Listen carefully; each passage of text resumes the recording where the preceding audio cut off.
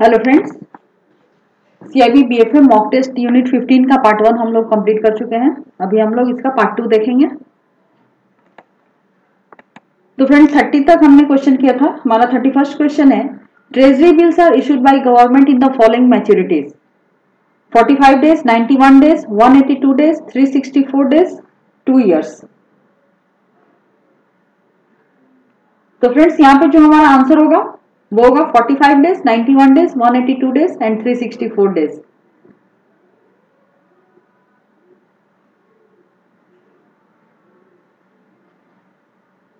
And 2 years. 2 years के लिए friends treasury bills जो है वो इशू नहीं होता है। 45 डेज के लिए भी जो है ट्रेजरी बिल इशू नहीं होता है। Treasury day 91 days, 182 days and 364 days के लिए इशू होता है। तो हमारा जो आंसर होगा वो होगा 2, 3 एंड 4। तो option B is the correct answer, 2 to 4 only.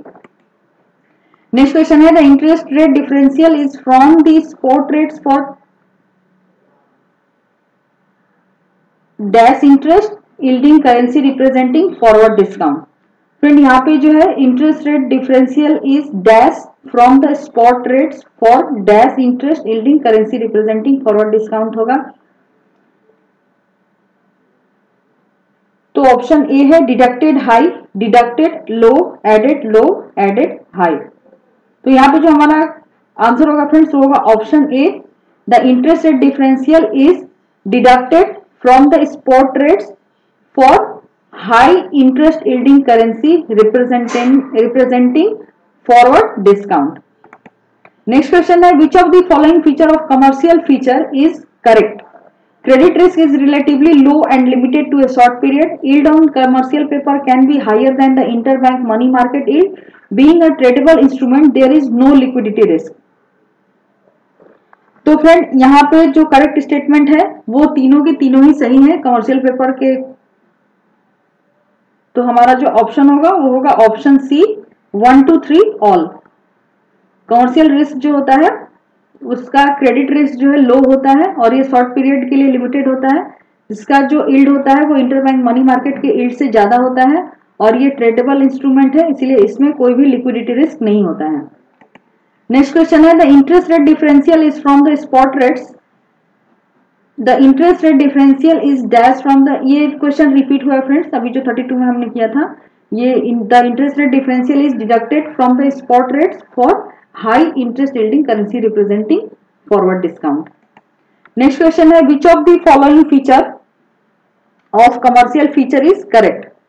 commercial feature का इनमें से कौन सा जो है ये सही है? ये भी फ्रेंड हम लोग कर चुके हैं, ये क्वेश्चन रिपीट हो गया तो मैं इसको स्किप कर रही हूँ। नेक्स्ट क्वेश्चन है, which of the features is incorrect regarding forex markets? forex markets में कौन सा फीचर जो है ये इसका इनकरेक्ट है वो हमें बताना है। तो फॉरेक्स मार्केट जो है मोस्ट ट्रांसपेरेंट है। Exchange rate movements are reflected on a screen from moment to moment when conducted in the same time zone. Transactions take place across time zones in electronic medium. Most of the transactions take place online. तो friend यहाँ पे जो हमारा answer होगा वो होगा option B, exchange rate movements are reflected on screen from moment to moment when conducted in the same time zone। तो ये जो है ये इनकरेक्ट स्टेटमेंट है, बाकी ए, सी और डी जो है ये करेक्ट स्टेटमेंट है। नेक्स्ट क्वेश्चन है, in a repo transaction the principal amount exchanged against the securities is lower than the market value of the securities. The margin in this case is called. Repo transaction में जो principal amount जो होता है exchanged against the securities is lower than the market value of the securities। जो market value होता है securities का उससे कम पे उसको एक्सचेंज किया जाता है। तो ये जो मार्जिन होता है उसको हम लोग क्या कहते हैं? स्प्रेड, मार्जिन, हेयर कट या गैप। तो फ्रेंड इसको हम लोग हेयर कट कहते हैं। Option C is the correct answer. Next question है, the settlement of repo transactions between banks takes place through. Repo transaction जो है वो बैंकों में किसके थ्रू होता है? Clearing corporation of India limited, RPI, NPSC या सेबी। तो फ्रेंड्स जो clearing corporation India of limited यानी सीसीआईएल जो होता है वो रेपो ट्रांजेक्शन जो है वो बैंकों के बीच करता है। तो here our answer is option A. Next question है, In the auction process, the price of government security is less than the face value, more than the face value, equal to the face value, या any of the above. तो friends auction process में ये तीनों में से कोई भी हो सकता है, कम भी हो सकता है, ज्यादा भी हो सकता है, या इक्वल भी हो सकता है. Here our answer is option D, any of the above. Next question है, in the bills rediscounting activity, the borrowing bank is able to infuse liquidity from out of existing assets and at the same time improve it as the bills are taken out of credit portfolio and added to the interbank liability. Bills rediscounting activity में जो borrowing bank होता है वो liquidity infuse करती है from existing assets and at the same time improve its as the bills are taken out of credit portfolio and added to the interbank liability. तो उसको हम लोग क्या कहते हैं? Cost of funds, return on funds, capital adequacy ratio या net interest margin. तो इसको फ्रेंड्स हम लोग कैपिटल एडिक्वेसी रेशियो कहते हैं. Here our answer is option C, capital adequacy ratio. Next question है, creation of money by a chain of relending and creating a new deposit is called money growth, credit multiplier effect या money supply expansion. तो friends कोई भी chain of relending and creating new deposit को हम लोग multiplier effect कहते हैं. Here our answer is option C, multiplier effect. Next question है, government securities are issued by whom. Government securities कौन इशू करती है? Issue department of RBI, public debt office of RBI, central treasury of government of India या issue department of government of India. Friends जो public debt office of RBI होती है इसका काम होता है गवर्नमेंट सिक्योरिटीज को इशू करना. Here our answer is option B, public debt office of RBI. Next question है, the sale of securities with a commitment to repurchase the same security at a later date is referred to as. इसको हम लोग क्या कहते हैं? Repo rate कहते हैं. In held till maturity category of government securities in a bank, what type of securities are included? Tradable securities, securities for investment purpose to earn regular income, securities that are marked to market, securities kept in reserve to sell in case the opportunity so arises. तो friends यहाँ पे जो है bank regular income earn करने के लिए securities में invest करती है. तो इसीलिए यहाँ पे हमारा आंसर जो होगा वो होगा option B, securities for investment purpose to earn regular income. Next question है, borrower can deposit government securities with CCIL and borrow against such securities from other who have surplus liquidity subject to repayment after a fixed term. The underline securities are represented by. तो friend इसको हम लोग CBLO कहते हैं. Here our answer is option A, CBLO. Next question है, in a repo transaction if there is any income on the securities that may accrue to the counter party during the holding period. यानी कि किसी repo transaction में जहां पे कि किसी securities के ऊपर कोई इनकम जो है वो एक्रू हो रहा है, वो counter party during the holding accrue to the counter party के ऊपर एक्रू होगा होल्डिंग पीरियड में. तो उसको हम लोग क्या कहते हैं? तो it is adjusted in the sale price. It is not taken into account. No adjustment is required for this as it accrues during the period when held by counterparty. It is adjusted in the repurchase price. तो friend जो repo transaction में जो securities purchase होता है तो जितना दिन का होल्डिंग पीरियड पे उस पर अगर कोई इनकम जो है वो अगर एक्रू हुआ है काउंटर पार्टी के ऊपर, तो ये जब उसको रीपरचेज किया जाएगा तो ये वहां पे एडजस्ट किया जाता है. तो यहाँ पे जो हमारा आंसर होगा वो होगा option D, it is adjusted in the repurchase price. Next question है, in the auction of government securities by RBI the price for issue of government securities is determined on the basis of taken as spread over the repo rate, discount rate of the previous auction, bids submitted by banks and primary dealers, market trends of current interest rates. तो friend जो भी auction होता है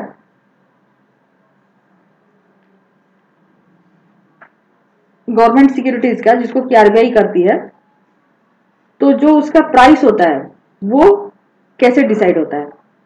तो यहाँ पे जो option C है friends, bids submitted by banks and primary dealers, इसके बेसिस पे उसका ऑक्शन किया जाता है. जो बिड आता है बैंकों और प्राइमरी डीलर्स की तरफ से उसी के बेसिस पे उसको इशू किया जाता है.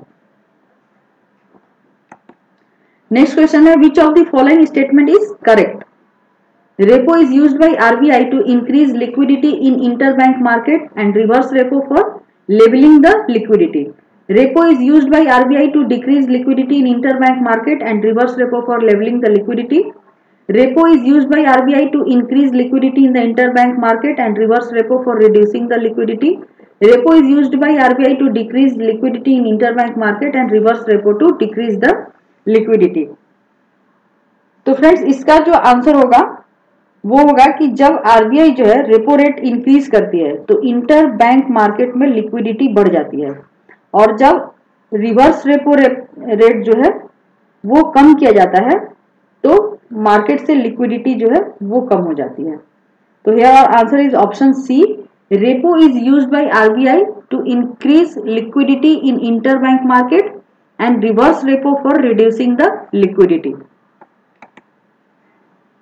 In a CBLO transaction, there is no counterparty risk because CCIL function as an intermediary for the repo trade. All the parties are RBI approved entities. All the above, all the entities are RBI regulated entities. Friends CBLO में कोई भी counter party risk इसलिए नहीं होता है क्योंकि यहाँ पे CCIL जो होती है वो एक इंटरमीडियरी की तरह जो है वो फंक्शन करती है। तो here our answer is option A, CCIL function as an intermediary for the repo trade. Next question है, the money in circulation is indicated by which of the following, currency with public, CRR, M1 या M3। Friends जो M3 होता है इसको हम लोग money in circulation बोलते हैं। Here our answer is option D, M3। Next question है, repo transactions are permitted in India in which of the following, government securities only, corporate securities only, government securities and corporate securities, foreign securities and corporate securities. तो friends जो repo transaction होता है India में वो आप government securities as well as corporate securities दोनों में ही कर सकते हैं। तो here our answer is option C, government securities and corporate securities. Next question है, the price of a bond moves from ₹95 to ₹98, its yield will, मतलब यहाँ पे बॉन्ड का प्राइस जो है वो इंक्रीज हो रहा है तो यील्ड क्या होगा, there is no relationship between the price and the bond and its yield, yield will reduce और रिमेन द सेम और यील्ड विल इंक्रीज। तो फ्रेंड्स मैंने पहले भी बताया कि जब बॉन्ड का प्राइस इंक्रीज होगा तो यील्ड जो है वो डिक्रीज होगा, और जब बॉन्ड का प्राइस जो है वो इंक्रीज होगा तो यील्ड जो है वो डिक्रीज होगा। तो here our answer is option B, it will get reduced. Next question है, The cash component of money supply is called currency with public, M3, M1 या M2। तो फ्रेंड्स जो M1 होता है ये मोस्टली जो है जो कॉइन्स एंड करेंसी होता है वो इसमें इंक्लूड किया जाता है, तो M1 is the correct answer here. Next question है, investment of banks in government securities is classified into following categories, held till maturity, held for trading, available for sale या मार्क टू मार्केट। तो friend यहाँ से HTM, HFT और AFS ये तीनों जो है ये तीनों के तीनों investment of banks in government securities जो है इसमें क्लासिफाई होते हैं। तो here our answer is option A, 1, 2, 3 only. Who is note issuing authority in India, RBI, all of the above, ministry of finance या करेंसी कंट्रोलर। फ्रेंड्स इंडिया में जो currency है वो कौन इशू करता है, तो इंडिया में जो करेंसी है वो RBI इशू करती है। तो here our answer is option A, RBI। Next question है, investment in which of the following types of securities is required to be mark to market, held to maturity and available for sale, held to maturity, held for trading and available for sale, available for sale and held for trading, held for trading and held to maturity. तो friends यहाँ पे जो option C है हमारा, available for sale and held for trading, इसको हम लोग mark to market कर सकते हैं क्योंकि ये ऑलवेज अवेलेबल होंगे सेल आउट करने के लिए मार्केट में, और इनको ट्रेडिंग के लिए ही वहां पे रखा जाता है। तो इसीलिए मार्क टू मार्केट में ये दोनों ही इन्वेस्टमेंट हम लोग सिक्योरिटीज को मार्क टू मार्केट में इन्वेस्ट कर सकते हैं।